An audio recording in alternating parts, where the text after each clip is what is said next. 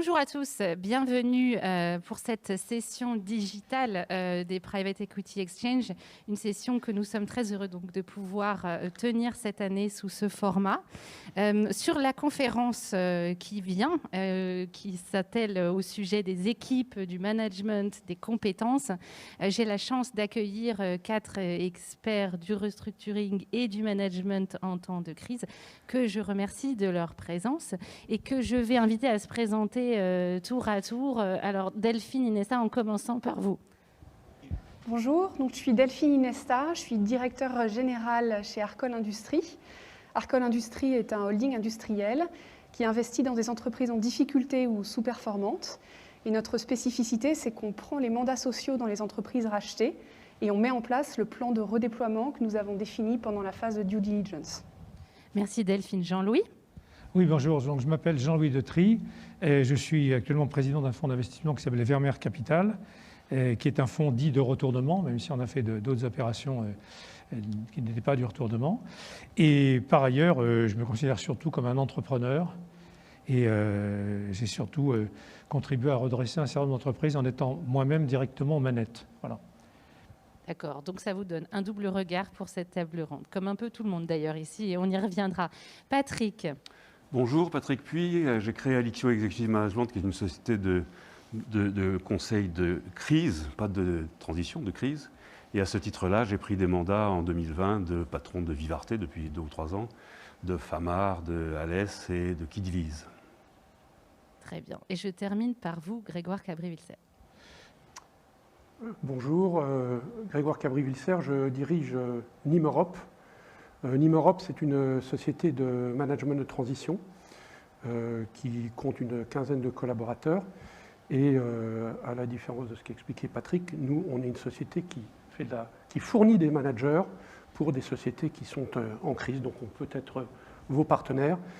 Et il est à noter que nous sommes une société qui a été récemment réorganisée puisque on s'est jumelé. Nîmes s'est jumelé avec une société de management de transition qui s'appelle MPI Partner. Et on est 2 sociétés qui existons depuis une vingtaine d'années sur le marché, donc un peu des précurseurs et à l'origine de ce métier. Merci à tous pour ces présentations. Donc, un peu par hasard, on m'a mis plus ou moins les managers sur une table, les investisseurs de l'autre. Mais comme je l'annonçais, on va surtout voir beaucoup de points de convergence. On a prévu de parler de comment on constitue la Dream Team qui va piloter la crise et le restructuring, de la relation spéciale qui s'établit et comment on conserve le lien de confiance entre l'actionnaire investisseur et l'équipe de direction, et beaucoup de management, de communication. Mais avant de démarrer tout ça, nous avions prévu de faire une sorte de overview, de regard d'ensemble sur l'impact de la crise sanitaire et de la crise économique sur le monde du travail, sur le lien social, puisque cette crise, vous êtes tous experts de la crise, mais celle-ci a de spécifique qu'elle a des impacts vraiment très palpables sur la relation des salariés à leur entreprise et sur les réflexions sur le monde du travail. Donc, pour démarrer, Patrick, peut-être comment vous percevez les choses, comment vous voyez ce rapport au travail questionné? Ouais, d'abord, c'est une crise qui est très grave, qui est très longue et surtout dont on ne connaît pas l'issue. Mais ce n'est qu'une crise. Et les tenants et aboutissants de gestion de crise sont les mêmes, quelle que soit l'origine de la crise. D'ailleurs, après le Covid, il y aura en 2024, 2025 d'autres crises qui engendreront d'autres crises dans les entreprises et qui seront gérées par des gens comme nous et investies par des gens comme vous. Donc, il y a la boîte à outils de gestion de crise est à peu près toujours la même. Cela étant, la caractéristique de celle-ci, c'est que les gens ne sont pas au travail, dans leur lieu de travail habituel, et que ça donc modifie les rapports entre le management et les salariés, que ça modifie les rapports entre les salariés et avec les partenaires sociaux. 2-3 exemples. Premièrement, quand dans une même entreprise, il y a des gens qui ne travaillent pas et qui sont payés à 100%, et que d'autres travaillent parce qu'il faut faire de la logistique, parce qu'il faut faire du click and collect par exemple, ceux-là sont payés 100% aussi, mais il faut qu'ils payent leur essence et il faut qu'ils payent leur nourriture parce que la cantine est fermée. Donc il y a un disconnect entre ceux qui travaillent et ceux qui ne travaillent pas, alors que la rémunération est la même.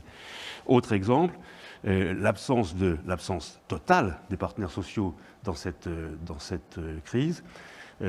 C'est une caractéristique, elle a du plus, elle a du moins, elle a comme plus le fait qu'il y a une relation assez forte qui s'établit entre les salariés et le management, même surtout parce qu'il n'y a pas de lien physique.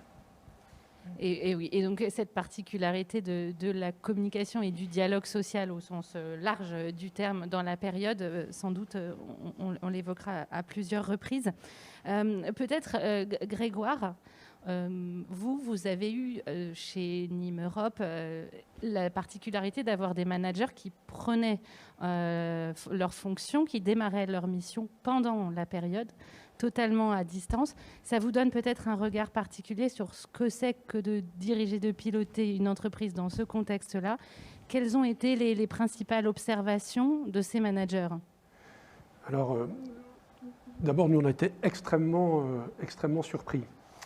Bien évidemment, quand la crise l'année dernière a démarré, ou quand le confinement a été annoncé, d'abord, il y a eu évidemment un arrêt total de toutes les demandes des entreprises. Donc il y a eu une stupéfaction de la part de toutes les entreprises.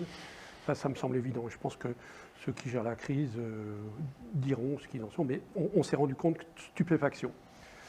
Mais nous, on a eu un réflexe très paradoxal avec tous les managers qu'on avait en mission. En fait, nous, on s'est dit, mais un manager de transition qui est en mission chez un client, comment est-ce qu'il va faire? Il ne connaît pas l'entreprise, il intervient de manière ponctuelle, tout va s'arrêter. Et en fait, on a eu le paradoxe total qu'aucun de nos managers qui étaient en mission s'est arrêté. Pour moi, ça a été une vraie surprise. Donc déjà, aucun arrêt. Donc ça peut peut-être dire que les managers de transition sont extrêmement importants dans cette configuration, mais aucun arrêt. Pour moi, première surprise. La deuxième surprise, c'est qu'on se dit, un manager de transition, quand il est dans une société, comment est-ce qu'il fait? Eh bien, ils ont tous passé en télétravail. Donc, ils ne connaissaient pas l'entreprise et ils sont passés en télétravail. Pour moi, c'est une grande surprise. On s'est dit, on est la fusée à 2 étages. Et puis, la troisième surprise, c'est qu'en fait, toutes les missions qu'on avait ont été prolongées. Donc, je pense que les entreprises étaient tellement désarçonnées qu'elles ne savaient pas comment fonctionner, qu'en fait, elles ont allongé de manière extrêmement importante la durée des missions. Donc, pour nous, ça a été 3 surprises absolues. Bien sûr, tout ce que dit Patrick est important, il y a eu des changements par rapport au travail, mais les managers de transition, surprise énorme, ont continué, ont bossé, et comme il y avait moins de monde au boulot, ils étaient encore plus importants. Voilà un petit peu mon impression et mon analyse. Merci Grégoire.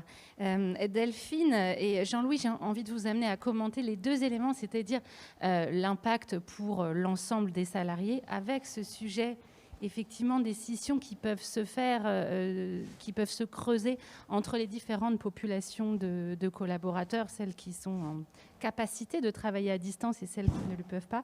Et puis parallèlement de ce que c'est pour l'équipe de direction, en miroir aussi, que de vivre une période comme celle-là dans les modalités de travail. Delphine, peut-être ?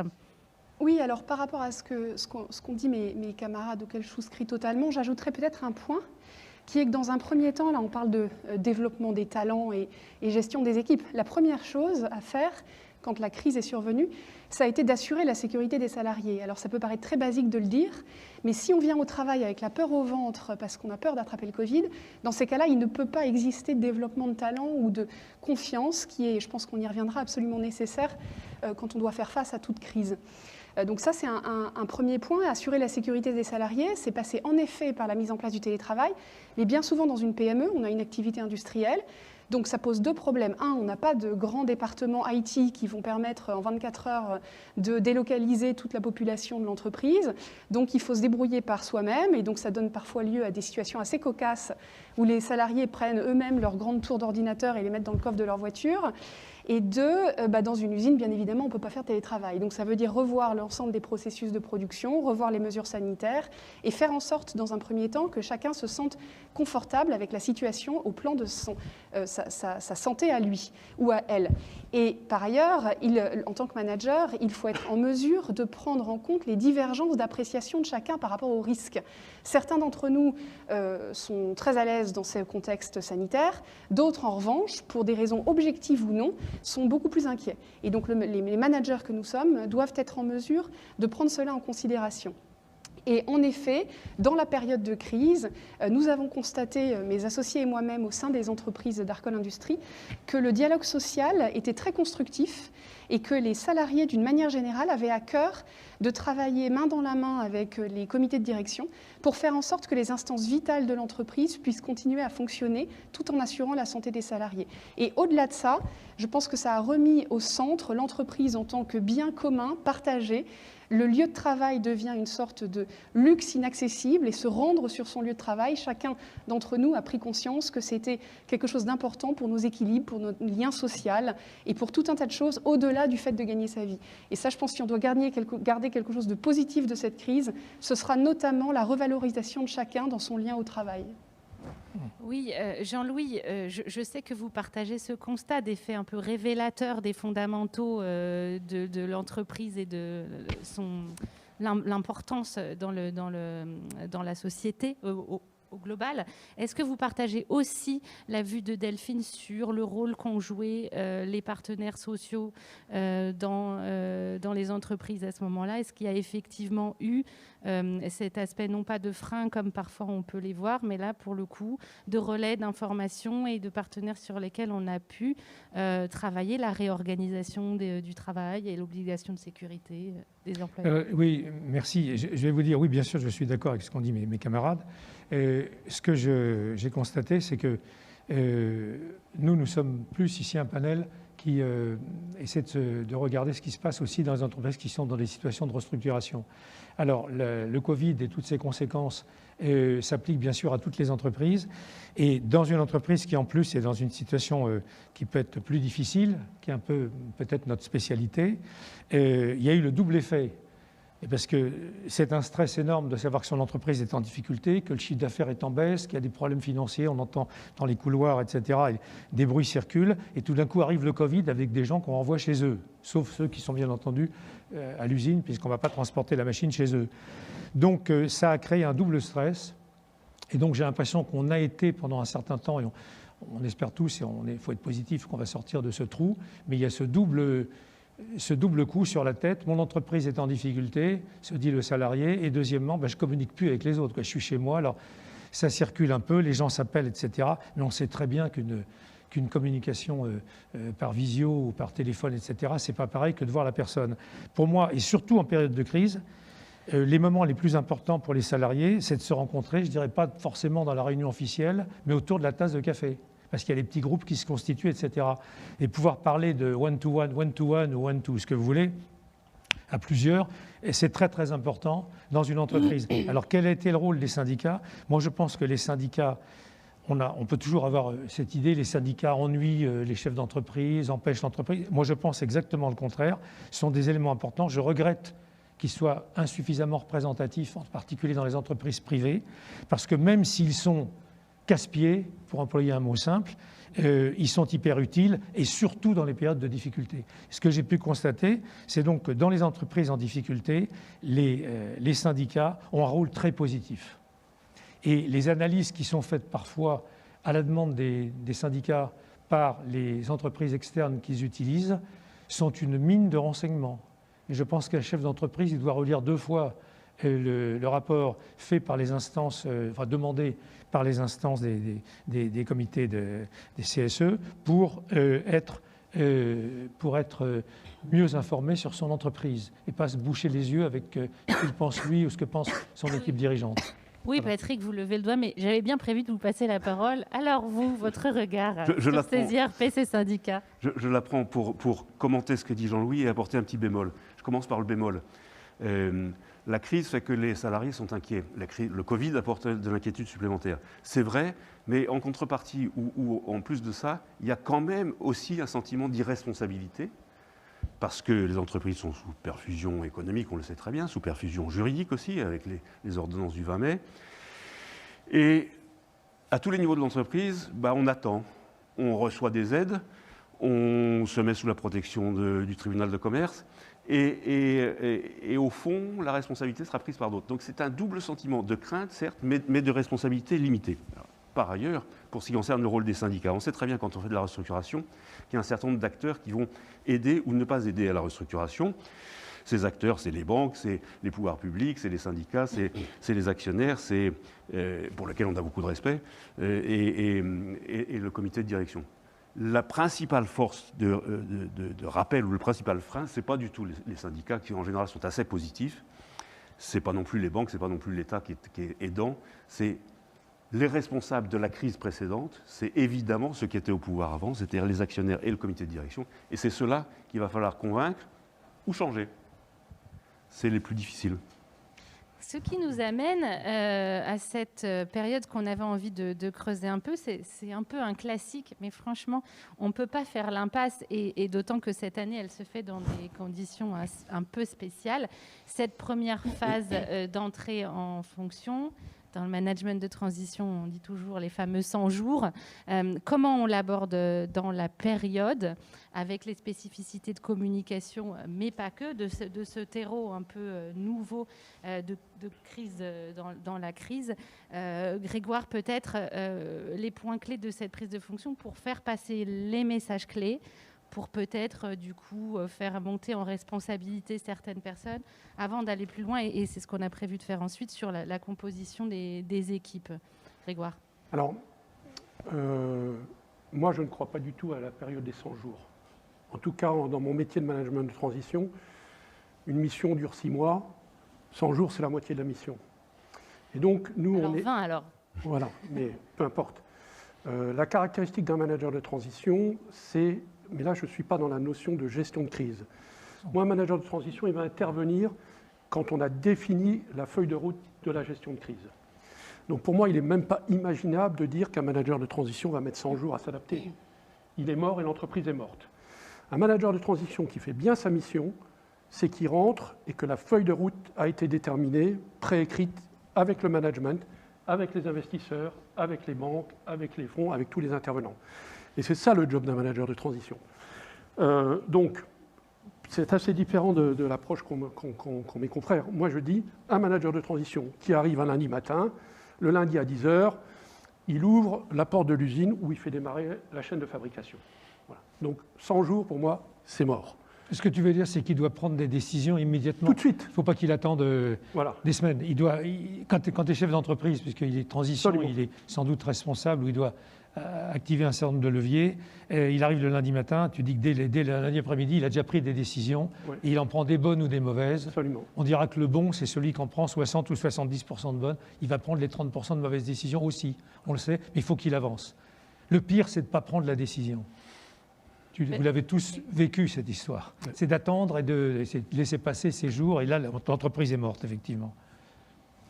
Mais alors, est-ce que ce processus de prise de décision extrêmement rapide, il est ralenti dans les circonstances actuelles? Grégoire, vous avez commencé par nous raconter ces histoires de managers de transition qui ont pris leur fonction sans avoir rencontré les équipes autrement qu'en visio. Ouais. Est-ce que ça ralentit quand même un peu? Oui. Quand même. Oui, ça peut pas Allez. Un petit peu, mais pas, honnêtement, un petit peu, mais pas tant que ça, en fait. Et en fait, c'est paradoxal. Si c'est ralenti, les managers de transition, ce qui peut arriver, ils rentrent et au bout de 3 jours, ils partent, parce qu'on dit qu'il n'a pas pris les bonnes décisions dès le jour. Donc en fait, c'est pour ça qu'on met des managers qui ont 30 ans d'expérience ou 25 ans d'expérience. Ils connaissent le contexte, ils savent, ils ont les réflexes. Alors bien sûr, chaque entreprise est différente, etc., etc., mais il est aux manettes. Alors il y a un ralentissement, je vais dire. Au lieu de prendre la décision le premier jour, il la prend le deuxième jour. Si on regarde ça, on dit que ça fait 2 fois plus de temps. Mais en réalité, non, il est obligé d'être actif tout de suite. Ok, bon, de toute façon, on y reviendra. C'est sans doute plus logique de repartir un peu en temps en arrière sur la notion d'établissement de la feuille de route que vous évoquiez, Grégoire. Et j'en profite pour inviter les participants à adresser dès maintenant leurs questions ou leurs commentaires s'ils en ont. On les traitera soit au fil de l'eau, soit on a prévu de réserver un temps à la fin de nos échanges pour cela. Mais n'hésitez pas à les adresser via le chat dès maintenant.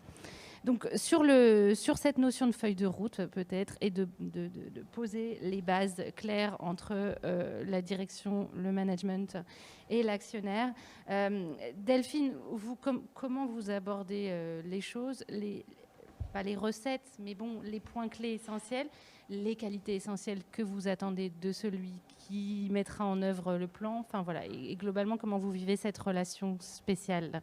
Alors déjà, peut-être une remarque préliminaire. On nous pose souvent la question de comment faut-il communiquer et l'importance de la communication pour recréer la confiance au sein de l'entreprise. Et je dirais une chose, on est dans une société de la communication à tous les niveaux. Et pour moi, la communication, c'est bien au-delà des mots. C'est beaucoup, notamment dans la première phase de reprise en main de l'entreprise, une question d'action, d'agissement. Et le devoir d'exemplarité du nouveau patron est au centre, c'est-à-dire nous allons montrer que nous sommes capables de remporter quelques succès, aussi symboliques ou aussi insignifiants puissent-ils être sur le plan de redressement au long cours, pour être capable de remettre l'entreprise en mouvement et pour être capable de montrer que nous sortons du cercle vicieux de l'échec dans lequel l'entreprise est embourbée. Donc ça, c'est un point important. Et quand on prend les rênes d'une entreprise, certes, on se pose la question de la communication, mais je dirais qu'elle est assez secondaire par rapport aux actions et aux petites batailles qu'il est important de remporter pour montrer que, oui, vous pouvez me faire confiance en tant que nouveau patron de cette entreprise, mais également, vous pouvez vous faire confiance et ensemble, on pourra réussir à sortir de ce cercle vicieux. Ça, c'est la première chose.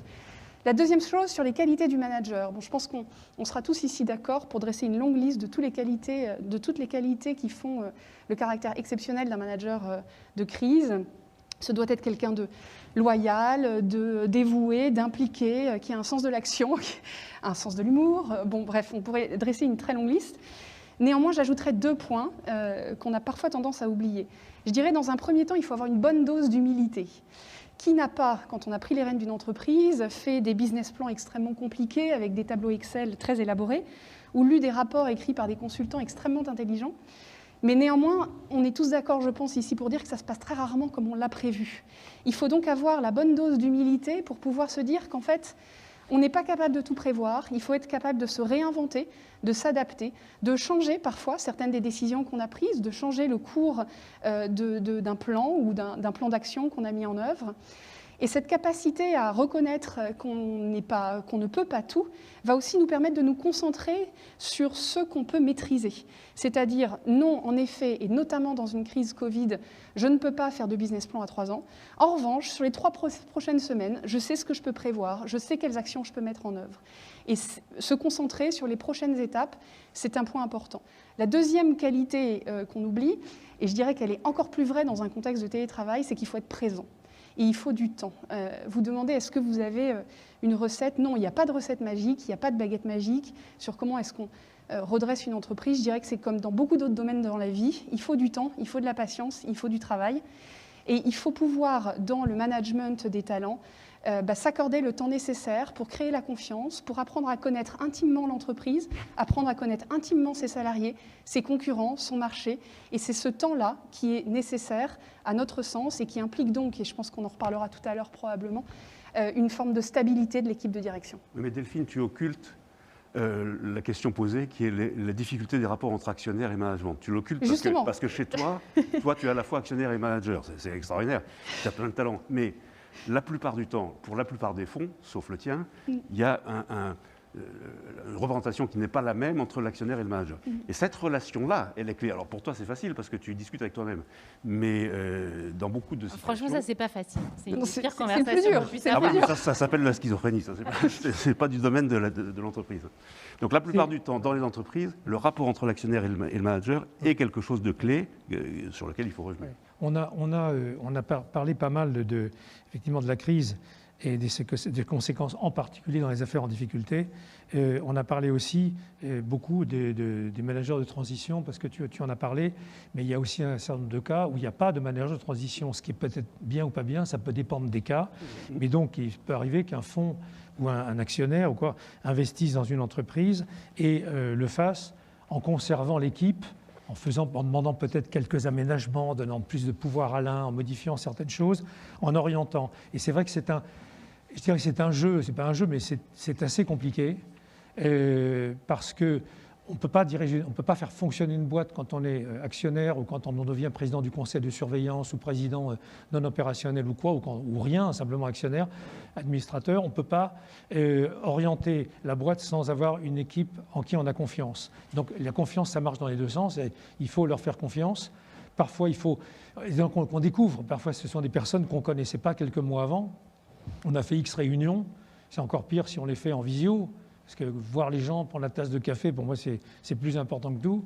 La petite discussion en one-to-one est hyper importante parce que c'est là qu'on crée un fit avec les personnes, quoi. Les grandes réunions avec des grandes tablées où tout le monde se surveille parce qu'ils parlent, je dirais un peu sous contrôle de ce que disent les autres, elles sont importantes, mais les réunions one-to-one aussi sont essentielles parce que c'est là qu'il y a un fit. Et moi, il m'arrive à dire à des personnes, écoute, on ne se connaît pas assez, mais on va se tutoyer, j'ai envie de te faire confiance. Je voudrais que tu me fasses confiance. Je ne vais pas forcément être d'accord avec toi, on va se heurter. Alors ce qu'on fera, c'est que si on n'est pas d'accord, et je l'ai fait souvent, on va fermer les portes. Ce qu'on se dira, on peut s'engueuler, enfin gentiment, à l'intérieur de la pièce. Quand on sortira, on sera d'accord, pour que le personnel sente qu'il y a un vrai rapport de confiance et qu'il y a une seule voix qui parle. C'est assez compliqué. Il m'est arrivé de pousser la boîte à faire ceci, à changer un peu. Il m'est arrivé de me faire engueuler par mon directeur, gentiment, me disant « Mais c'est idiot ce que vous dites, Jean-Louis ». Et je lui ai dit « Oui, c'est vrai, je reconnais, mais laissez la porte fermée. Quand on va sortir, on va être d'accord sur les décisions prises. » Et le personnel était rassuré. Et après, même s'il avait dit blanc, j'avais dit noir, eh ben je disais au personnel « Non, c'est blanc, on a décidé blanc, c'est une bonne décision, on va faire ça, on part dans telle direction. » Le personnel doit savoir qu'il y a des gens forts. J'ai envie d'ajouter autre chose auquel je pense maintenant, c'est que le personnel a besoin de savoir où on va. Et s'ils ont l'impression qu'ils sont dans un bateau dans lequel le capitaine ne sait pas s'il va au 180 degrés ou 160 ou 210, ils ont vraiment peur. Alors il faut dire au personnel, on va là, quitte un peu à bouger après, mais il faut leur donner un sens. On va faire ça, on va fermer telle usine, on va se développer comme ceci, on sait où on va. Et là, les gens reprennent confiance et redémarrent. Ok, alors ça c'est une étape importante parce qu'on a dit qu'on ne pouvait pas toujours savoir et que sur la crise de la Covid, c'est clairement très compliqué de se projeter au-delà, vous disiez 3 semaines Delphine. Donc comment on fait pour transmettre cette confiance et donner un cap si en fait soi-même on a éventuellement 3 hypothèses, on n'a pas franchement un cap. Alors, non, mais Delphine a dit 3 semaines, c'est pas forcément la durée. Oui, non, mais bien sûr. La question, elle est volontairement un peu naïve, mais du coup, je la pose à vous deux, en fait. Peut-être comme vous, Patrick, et puis Grégoire, parce que ce sujet-là, il est indépendant de la nature de la crise qu'on traverse. Il est récurrent. Patrick, alors vous, comment vous voyez ce point ? Avant de fixer un cap, je rebondis sur ce que dit Jean-Louis. Je ne suis pas sûr qu'il faille qu'on parle d'une même voix, mais je suis sûr que la première étape, et je pense qu'on sera d'accord, la première étape, c'est d'établir un consensus. Et ça peut être un peu long. Alors, la porte fermée, elle peut durer une semaine. Ce n'est pas du temps perdu.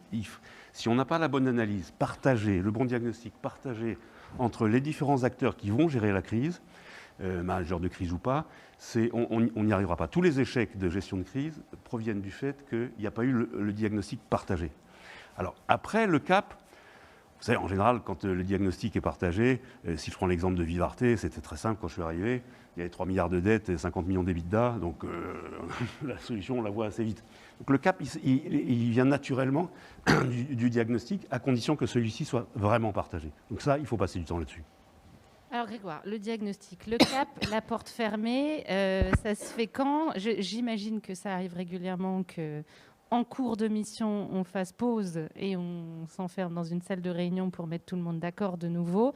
Votre regard sur ce duo, ce binôme, ce front uni ? D'abord, moi je pense qu'on ne mesure pas encore l'impact du télétravail et du travail en distanciel. C'est-à-dire que je ne sais pas encore si ça provoque ce que j'appellerais une langue de bois entre les collaborateurs. il est très difficile de savoir quand les gens sont un peu loin, s'ils disent oui, oui ou oui, non. Et ça, je pense qu'on ne le maîtrise pas encore. Et je pense qu'on va apprendre ça dans les années qui viennent. Donc ça, c'est plutôt ce que j'appellerais un peu comportemental. Moi, en dehors de placer des managers de transition, je parle aussi de mon expertise parce que je dirige une entreprise. Comment j'ai réagi? J'ai réagi comme tout le monde, on ne savait pas trop, sidération. Je pense que tout le paradoxe, c'est quand on dirige son entreprise. Moi, hier, j'ai eu un collaborateur qui m'a dit « Écoutez, Grégoire, tout compte fait, l'année dernière, entre mars et avril, vous avez eu la bonne dose. Vous n'avez pas fait de l'activisme, alors qu'on savait que faire de l'activisme ne servait à rien, mais je ne suis pas resté les bras ballants. » Donc je pense qu'en fait, dans ces situations, en dehors de prendre la crise, de prendre des décisions, il ne faut pas faire des choses qu'on sait qu'on ne peut pas faire. Il ne faut pas les entreprendre. Parce que c'est ça qui fait qu'on sera crédible en tant que manager. Là, je prends ma casquette de manager. Je disais tout à l'heure, je crois, à Jean-Louis, il y a, en ce moment, on regarde les hôtels qui sont fermés. Qu'est-ce qu'ils font? Mais en ce moment, ils en profitent pour faire les travaux. Alors, je pense que si on fait du travail de fond, face à cette crise, en dehors de prendre les mesures, etc., il faut aussi faire du travail de fond. Donc c'est paradoxal. Il faut prendre des décisions court terme et s'investir sur le long terme, mais sur des choses qu'on peut changer. Parce qu'on en revient toujours au même sujet. On sera crédible si ce qu'on fait marche ou si ce qu'on fait permet d'emmener les équipes avec soi. Donc c'est un peu paradoxal, du long terme, mais du long terme opérationnel. Il faut avoir le moyen de le faire. Encore, voilà. Je fais des gros travaux dans mon hôtel, si je peux, oui. Absolument. Sinon, il y en a aussi qui vendent leur hôtel parce qu'ils ne peuvent pas y arriver. Absolument. Et là, on vient un problème de fond, des santé des entreprises, du PGE, de tout ce que ça gère. On sait qu'on va être à court de cash, etc. Donc, ce n'est pas une réponse précise, mais c'est plutôt managérial. Moi, je voudrais revenir sur l'histoire du personnel. Le personnel, finalement, c'est l'entreprise. On dit qu'il y a les partenaires, il y a les banques, etc. Et tout le monde doit être bien traité. Mais oui, il y en a qui sont un peu plus égaux que les autres, je dirais, dans leur droit à comprendre ce qui se passe et à être assurés. Ben, ce sont les collaborateurs, quoi. Donc, ils se demandent... est-ce que mon entreprise va bien? Et sous-entendu, ils pensent à l'intérieur. Est-ce que moi, demain, j'ai un job? Est-ce que demain, j'ai un développement? Est-ce que... Voilà, les gens disent l'entreprise, et quand ils prononcent le mot entreprise, c'est eux-mêmes auxquels ils pensent. Donc, il faut vraiment les entraîner, les rassurer. Et c'est dur, parce qu'il faut arriver à leur dire on va y arriver, on a un plan, ça, on va gagner, on va y arriver. Et quelquefois, parfois, on a du mal soi-même à le faire. Et quand je reprends l'exemple du bateau, parfois, le skipper... Donc le commandant de bord, si vous voulez, il peut hésiter parce que mais il ne faut pas qu'il montre qu'il hésite, il ne faut pas qu'il montre qu'il a peur. Et si d'un coup il y a un gros coup de vent, il faut vraiment qu'il reste très calme et serein, même si à l'intérieur de lui-même, il doit de temps en temps, et je le sais, certains me l'ont dit, dans des tempêtes, ils ont eux-mêmes quand même un peu peur. Voilà. Un peu la nausée. Ok, alors le capitaine justement du navire, on peut peut-être passer un petit peu de temps là, c'est ce qu'on avait prévu en tout cas, sur l'équipe qui l'entoure, puisqu'il faut qu'il sache s'entourer efficacement et ajuster si ça ne va pas en cours de route tout aussi efficacement. Alors, Delphine, vous, sur la composition de l'équipe qui va piloter, le plan sur lequel on est d'accord, on s'est tous mis d'accord et on a réussi à aller vers le consensus évoqué par Patrick. Vous avez déjà pas mal réfléchi à comment on trouve dans l'entreprise les richesses, les personnes sur lesquelles on va pouvoir compter. Je vous laisse développer ce point-là. Oui, alors déjà comme le rappelait Patrick, nous on a une spécificité qui est qu'on a toujours une équipe duale à la tête des entreprises, composée d'un président qui est un associé d'Arcol Industries qui va apporter les compétences contextuelles liées à la gestion de crise et qui va battre la mesure sur le plan de redéploiement, et un directeur général qui sera soit une personne de l'entreprise qu'on aura promue, c'est assez rarement le directeur général en place au moment où on rachète, même si ça peut l'être, mais pragmatiquement, c'est assez rare parce qu'on doit impulser une notion de changement, donc ça implique en général quand même une notion de changement de casting, soit une nouvelle recrue. Et c'est ce binôme, en effet, qui va piloter l'entreprise pendant la phase de retournement et ensuite pendant la phase de redéploiement et de développement. Après, au sein des comités de direction, on a à cœur de créer un équilibre entre des recrues extérieures qui vont apporter une nouvelle énergie, une nouvelle dynamique, et du personnel de l'entreprise qui est souvent des cadres intermédiaires qu'on va promouvoir et à qui on va donner la chance d'exprimer le plein potentiel de leur talent. On est souvent surpris quand on reprend une entreprise de la décorrélation qui existe entre l'organigramme l'organigramme de l'entreprise, l'organigramme fonctionnel de l'entreprise, et les rôles remplis par les uns et les autres, et là où réside la vraie création de valeur. Et on s'aperçoit qu'il y a souvent des cadres intermédiaires qui sont très dévoués à l'entreprise, très impliqués, qui ont une forte intelligence situationnelle et qui sont souvent assez peu valorisés. Identifier ces talents, les mettre en avant et savoir leur donner leur juste place, c'est un élément clé du redressement. Parce que non seulement on va permettre de tirer le plein potentiel, le plein pouvoir du talent de ces personnes-là, mais en plus on va transmettre le message selon lequel, oui, les promotions internes sont possibles, oui, on peut bouger, oui, on peut évoluer et avoir des trajectoires et des parcours professionnels intéressants au sein de cette PME. Et ça, c'est un point clé pour la réussite du redressement. Mais comme tu es humaniste, tu vas pas jusqu'au bout de la logique. À savoir. Moi, je suis complètement d'accord avec ce que tu dis. Dans l'entreprise, il y a des forces vives formidables. Oui. Mais pour qu'elles s'expriment, il faut lever le couvercle. Bien sûr. Pour lever le couvercle, allons jusqu'au bout de la logique, il faut que tu fasses 2 ou 3 exécutions au sommet. Absolument. On est tout à fait soyons clairs, tout ça n'est pas dans la communication tout ça, positive de Delphine. Ce n'est vrai que dans des entreprises qui sont vraiment dans des grosses difficultés et dans lesquelles il est clair de toute évidence, et même aux yeux du personnel, qu'il y a un problème au niveau du top management. Ce n'est pas du tout le cas dans les entreprises qui vont bien, ou à peu près bien, ou très bien, etc., où bien entendu le film est complètement différent. Non mais Jean-Louis, quand il y a une crise, ça veut dire qu'il y a un problème de discontinuité. Oui, puisqu'ici on ne parle que des entreprises en crise. Il vient d'un changement technologique, Voilà. actionnarial, compétition, sûr, etc. Donc quand il y a une crise qui intervient, une discontinuité, il faut que tu changes quelque chose. Et il faut que tu adaptes ton management. Je voudrais faire référence à une étude qui a été faite via France Investissement, qui est l'organisme, enfin le syndicat des investisseurs en capital, qui inclut aussi les investisseurs en capital, les entreprises en difficulté, mais aussi et essentiellement des entreprises saines. Sur les 15 dernières années, il y a eu 2% d'entreprises en défaillance. Et un tout petit nombre de ces 2% d'entreprises en défaillance ont vraiment été au tapis. Il y en a très très peu. Pourquoi ? Parce que les fonds d'investissement ont aidé les entreprises, ont remis de l'argent, attendu plus longtemps avant de les céder, ont réaménagé de la dette, etc. Et donc, il faut savoir que dans cette étude, il ressort que les entreprises qui ont eu des problèmes, des soucis, les soucis provenaient essentiellement d'un retournement de marché. Donc ce sont des forces extérieures. Parce qu'il arrive parfois qu'on arrive dans une entreprise et puis on entend dire « Ah ben c'est parce que le patron n'était pas bien » ou parce qu'ils ont pris les mauvaises décisions. Bon, il y a peut-être, oui, sûrement des mauvaises décisions. Et un bon patron prend aussi un certain nombre, je le disais tout à l'heure, de mauvaises décisions. Il faut qu'il n'en prenne pas trop, mais il en prend. Il a peut-être fait un mauvais investissement, fait une fusion, une acquisition qui était pas heureuse, etc. La réalité, c'est qu'on constate que ce sont souvent des retournements de marché, je l'ai vécu moi-même, c'est-à-dire des produits qui ne conviennent plus, le public ne s'intéresse plus à tel produit, B2C, etc., le marché chute, et c'est irrémédiable, il y a des forces extérieures, et souvent, ce ne sont pas les forces intérieures, ce sont les forces extérieures qui peuvent faire du mal à l'entreprise. Mais ça ne change pas, d'après vous, le fait qu'il faut quand même faire venir du sang neuf et faire ce minimum de turnover pour se lancer sur les rails qui sont ceux du redressement. Oui, mais je veux dire, il faut pas, peut-être, mais il faut certainement, mais il ne faut pas accuser systématiquement, parce qu'on cherche toujours le coupable. Donc le coupable est quelque part. Le coupable, pour le gouvernement aujourd'hui, c'est certainement un ministre. Non, à un moment donné, les gens prennent des décisions, ils essaient de les prendre au mieux. Les gens travaillent bien, les politiques travaillent bien, et pareil, dans les entreprises, les gens travaillent bien.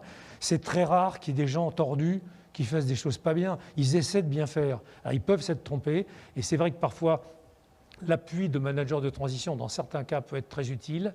Mais ce que je ne veux pas, c'est qu'on accuse des dirigeants d'avoir mal travaillé, parce que la preuve est faite, cette étude le fait en particulier, c'est une étude très sérieuse sur un très grand nombre d'entreprises, que les difficultés sont très souvent des difficultés qui proviennent de l'extérieur de l'entreprise. Oui, mais auquel l'entreprise a fait face ou pas? Auquel l'entreprise, parfois, elle ne peut pas.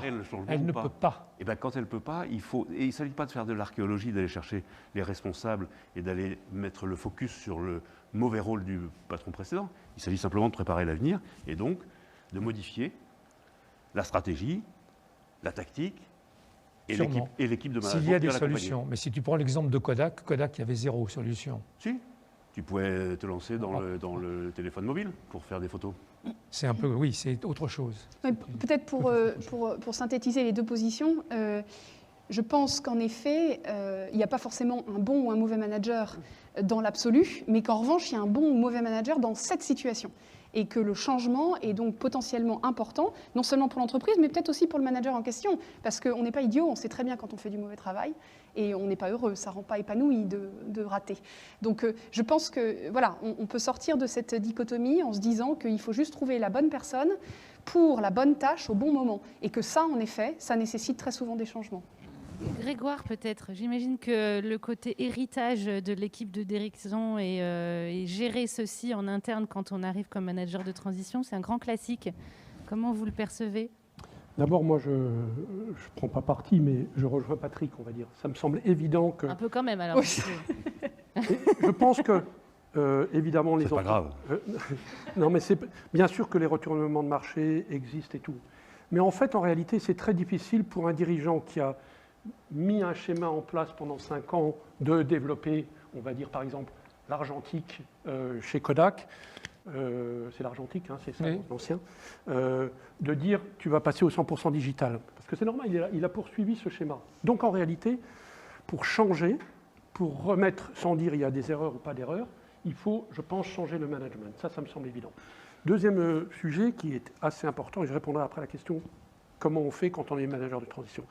Mais deuxième sujet, c'est que les managers qui sont acteurs du changement ne sont pas nécessairement les mêmes types de managers que ceux qui sont acteurs du management. Changer demande, une organisation demande un certain type de qualité, et manager une organisation demande d'autres qualités. Et donc, il faut arriver à trouver le juste milieu en fonction du critère, est-ce que le changement est clé, important, mineur, etc. etc. Après, un manager de transition, il doit se démerder en fonction de tout ça. Il doit se démerder, est-ce qu'on est vraiment dans une période de changement, de réorganisation totale, ou on fait avec une partie des équipes qui existent, parce qu'effectivement, moi, j'aime pas tellement en management de transition. De nouveau, je suis prestataire de personne. Pour moi, la hantise, c'est d'arriver et dans une boîte d'avoir à changer. Et le DAF, et le DRH, et le directeur marketing. Et moi, j'ai travaillé dans un groupe précédemment, qui est un groupe américain, et qui avait à Londres, le headquarters à Londres, et il y avait sur 50 personnes au siège Europe, il y avait 40 personnes en transition. Pour moi, c'était la catastrophe. Oui. C'est la catastrophe parce qu'il n'y avait pas de continuité de l'entreprise. Donc je pense qu'il faut un juste équilibre. Est-ce que c'est 1 sur 2, 2 sur 3 ? Je pense que ça dépend des situations. Et notre rôle, nous, en transition et en tant que manager, c'est d'estimer est-ce que c'est 1 sur 2, 1 sur 3, 1 sur 10 qu'il faut changer. Mais il est certain que les managers de transition ont un rôle qui est très important. Dans beaucoup de cas, d'ailleurs, il aurait mieux valu certaines entreprises qu'ils aient un manager, quitte à ce que le président qui est là, qui est souvent actionnaire, etc. Il y a aussi tous ces sujets-là. Il y a des questions d'argent aussi là-dedans pour les personnes. Elles défendent aussi leur entreprise souvent. Et le président qui saurait s'effacer un peu et dire je vais être président non opérationnel et je confie les rênes, mais je reste là, je l'appuie. Il va peut-être dire il faut faire autre chose. Et ben je vais essayer de le suivre. On va faire ces fameuses réunions, je disais tout à l'heure one-to-one. Je pense que c'est aussi une bonne formule. Alors il y a la formule extrême qui est un investisseur achète une entreprise, il change les têtes et pendant un certain temps met des managers de transition et puis cherche quelqu'un qui va être l'homme de la continuité, c'est-à-dire quand il n'y a pas la tempête, si je continue l'exemple marin, et quand force faible ou moyenne, il y aura un manager de continuité, mais pendant la période difficile où il y a la tempête, c'est 1 an, 2 ans, etc., avoir peut-être quelqu'un qui dirige comme ça. Il y a d'autres cas aussi où on est très bien à garder le patron, parce qu'après tout, ce n'est pas un imbécile. Il a peut-être pris une mauvaise décision, tu disais faire de l'argentique ou faire autre chose, mais ce n'est pas forcément un mauvais patron, il faut le faire bouger. S'il n'accepte pas, c'est vrai que ça devient compliqué. Mais plutôt que de parler de transition ou de management, je préférerais parler de crise, de gestion de crise ou de gestion du développement. Et dans une entreprise, c'est fondamentalement le développement qui prime, et puis de temps en temps, il y a une crise. Et de temps en temps, il faut une gestion particulière. Certainement, oui. Et juste pour... Allez-y, Patrick, vous avez absolument raison. Nous, dans le métier de la transition, excusez-moi de parler de ça, mais c'est vrai qu'on a un baromètre qui est fait chaque année, et ce qu'on appelle la gestion de crise, ce n'est que 10% du marché de la transition. Donc oui, La crise est un sujet particulier au niveau de ce que j'appelle de la transition d'entreprise. Alors, est-ce que c'est 10% des cas, 20% des cas? Chez nous, on considère que c'est 10% des cas. Peut-être, puisque là, on approche de la fin, et du coup, ça semble logique de finir là-dessus. Juste pour finir l'idée que vous avez développée, Patrick, sur quand est-ce qu'on passe... Enfin, voilà, le sujet de la fin, en fait, de l'équipe de restructuring pure, c'est-à-dire quand est-ce qu'on est capable de voir, quand on est sorti de la gestion de crise pour passer dans le développement. Et comme disait Grégoire... La personne qui gère la crise n'est pas la personne qui gère le développement. Et voilà, le sujet un peu parfois polémique dans certaines situations de la fin de mission. Quand est-ce qu'on doit céder la place? Quand il y a une discontinuité qui survient dans l'entreprise, encore une fois qu'elle soit d'ordre concurrentiel, réglementaire, actionnarial, etc., c'est une crise. Ça veut dire qu'il faut gérer ça avec des valeurs qui ne sont pas les mêmes que les valeurs de développement. Ces valeurs sont rapidité, pas nécessairement beaucoup d'intelligence, parce que quand il y a une crise, en général, la raison de la crise est vachement simple. Mais par contre, il faut avoir beaucoup de sang-froid, de détachement pour voir d'où vient la crise et voir quelles sont les personnes qui y ont contribué, malheureusement, ou qui n'ont pas su l'éviter. Donc le manager de crise, ou le manager qui va gérer la crise, ça peut être le même, encore que c'est rarement le cas, il va devoir aller vite, il va devoir s'entourer d'une équipe restreinte, il va devoir être préoccupé par le cash, alors que le manager de développement il est préoccupé par l'EBITDA. Donc vous voyez, ce n'est pas les mêmes valeurs. Ces valeurs-là, elles conduisent à gérer une crise pendant 6 à 12 mois, 6 à 18 mois, parce que si on n'a pas fait les choses en 6 à 12 mois, on ne les fera jamais. Et donc, une fois que la boîte est à peu près sur les rails, je dis à peu près parce qu'elle ne le sera jamais complètement, il faut que le management de crise quitte pour laisser la place à quelqu'un d'autre, avec d'autres valeurs, avec d'autres constantes de temps, avec d'autres équipes et avec d'autres façons de travailler. Mais tu as fait une très bonne conclusion. Tu as dit le manager de crise est là pour gérer la trésor à la semaine et au mois. Oui. Arrive le manager de continuité qui doit gérer les flux d'EBITDA, qui doit gérer le bilan, quoi. Si ce n'est que je ne suis pas du tout d'accord. Mais... Voilà, je sais que Delphine n'est pas d'accord. Delphine, ce sera probablement le mot de la fin, donc soyez efficace. Oui, parce que Delphine, elle est à la fois actionnaire, CEO, CFO et DRH. Mais parce que je pense que la vie d'une entreprise est en effet faite de crises et de moments de plus grande stabilité. Mais y compris dans les moments de stabilité, il y a des micro-crises à gérer. C'est toujours les mêmes compétences qu'on met en œuvre. De la rigueur, une capacité d'écoute, une capacité à résoudre les problèmes. Donc je ne crois pas qu'il y ait des compétences radicalement différentes qui soient nécessaires de mettre en œuvre entre le temps calme et la crise. Mais j'ai encore quelques années pour convaincre Patrick. L'année prochaine, on revient, on reparle de ce sujet, mais je vous mets un professeur de management sur le panel. Merci beaucoup à tous les quatre pour vos regards complémentaires et toujours très passionnants. Merci à tous pour votre participation et bonne suite de cette édition digitale du Private Equity Exchange.